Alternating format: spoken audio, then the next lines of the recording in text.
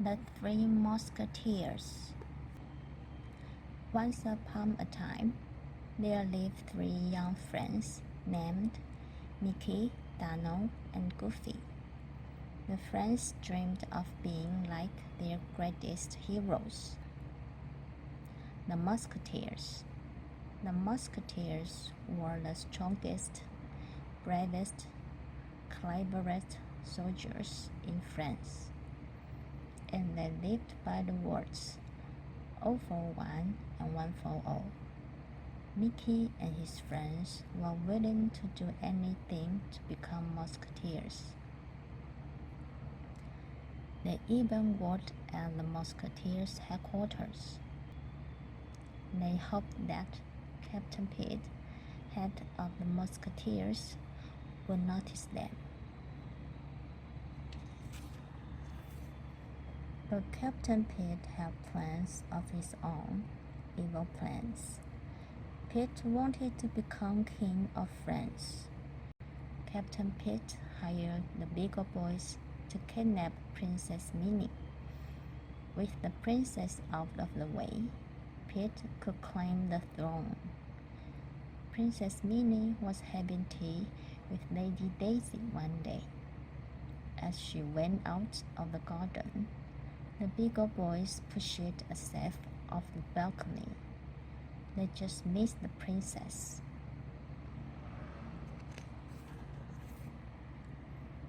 When Captain Pitt found out what had happened, he was furious. "I didn't say drop a safe. I said keep her safe." Pitt turned to his lieutenant, Clarabelle. "Throw these clowns into the pit." Just then, a messenger delivered an angry letter from Princess Minnie. It seemed Pitt wasn't the only one who was upset. "I want bodyguards," Princess Minnie told Pitt. "Musketeer bodyguards." Pitt knew that real musketeers would interfere with his plan. Luckily, he had an idea. "Have I got a man for you, Princess," Captain Pitt promised. Pitt marched out to the courtyard. "You three are going to be musketeers," he told Mickey, Goofy, and Donald. Later that day, Mickey and his friends were escorting Princess Minnie and Lady Daisy on a royal trip, but the Beagle Boys were waiting for them. As the royal coach passed by their hiding place, the Beagle Boys jumped on it. Mickey was ready to fight, but Donald was scared and jumped into the coach. "Get back out there, you coward," Minnie scolded.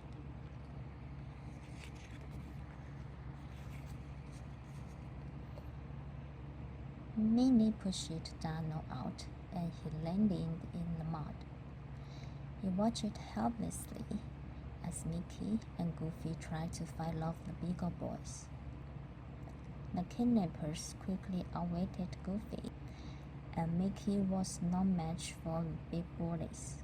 Soon, the Beagle Boys made their escape with Princess Minnie and Lady Daisy still in the royal coach. But Mickey was ready to give up. "Pitt made us musketeers, remember? That means it's our job to save the princess." The musketeers found the coach near a deserted tower. But when Mickey tried to open the tower door, it was stuck. "Let me give it a go," Goofy said. Goofy ran at it as hard as he could. The door swung open, and he raced inside. As he ran upstairs, Goofy accidentally knocked things out the window. That gave him an idea. With his friends close behind, Goofy managed to knock the kidnappers out the window. The Musketeers escorted Princess Minnie and Lady Daisy back to the castle. As Goofy stood guard outside Princess Minnie's room, he saw a familiar shadow. "Help me, Musketeer Goofy," a voice said. Goofy followed the shadow out of the palace. But it wasn't Mickey at all. Clarabelle had tricked Goofy. She quickly tied him up and dragged him away. Meanwhile, Donald was also patrolling the palace. But when he spotted the bigger boys, he dove into a suit of armor and hid. The bigger boys walked past Donald without even seeing him.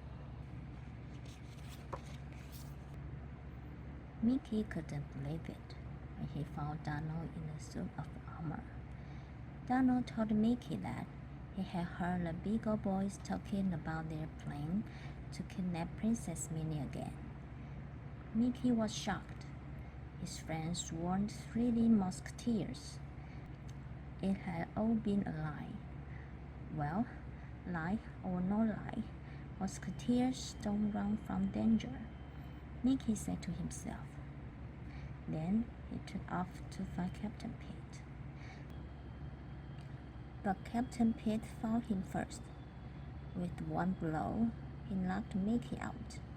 Then he locked him in a cage and carried him to a remote island prison. Pete chained Mickey to a wall deep in the dungeon. "Looks like this is the end of the line," Pete said. "My pals will be right behind us." Mickey shot back. "Oh, sure," Pete replied. "That's it. You're on your own." Suddenly, water began to pour into the dungeon. Soon, it would be flooded. "See you later, Mickey," Captain Pete said as he swept out of the room.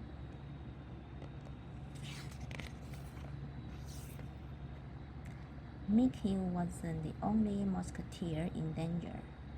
Clarabelle was about to throw Goofy off a bridge, but as she bragged about Pete's plans for Mickey, the bridge gave way. Clarabelle and Goofy plunged over the side, right into a boat that was being rowed by Donald. Goofy knew they had to save Mickey. "It's all for one and one for all," he reminded Donald. Donald was still scared, but he agreed to go along. Meanwhile, the water in Mickey's cell was rising. Mickey hadn't been able to break free from his chains. Then, just when it looked as if all hope was lost, Goofy and Donald arrived. They quickly freed Mickey and got him to safety. The three musketeers raced off to save the princess. At the opera, Pete told Minnie, "I'll be your bodyguard tonight." Then he put Daisy and Minnie in a large sack and gave it to two of the bigger boys. The smallest bigger boy, dressed as Princess Minnie, stepped on stage. "My loyal subjects," the fat princess said. "Due to the stress of princessing, I now present your new ruler, King Pete." The audience sat in shock as the opera began, and a sword fight broke out on stage. Mickey had just freed Minnie and Daisy when Captain Pete jumped on stage and joined the fight. "It's all over," Pete said. "And you're all alone?" "Wanna bet?" Mickey said, looking up. Goofy and Donald were on their way. They had just defeated the bigger boys backstage. Together, they knocked Captain Pete silly and ended his evil plan. And that is how Princess Minnie came to make all three friends her royal musketeers. Mickey, Donald, and Goofy could hardly believe it. They might not be the biggest, bravest, or smartest of all, but by working together, they have made their dreams come true. As the crowd cheered, Mickey couldn't help shouting, "All for one," and everyone, even Princess Minnie, called, "And one for all."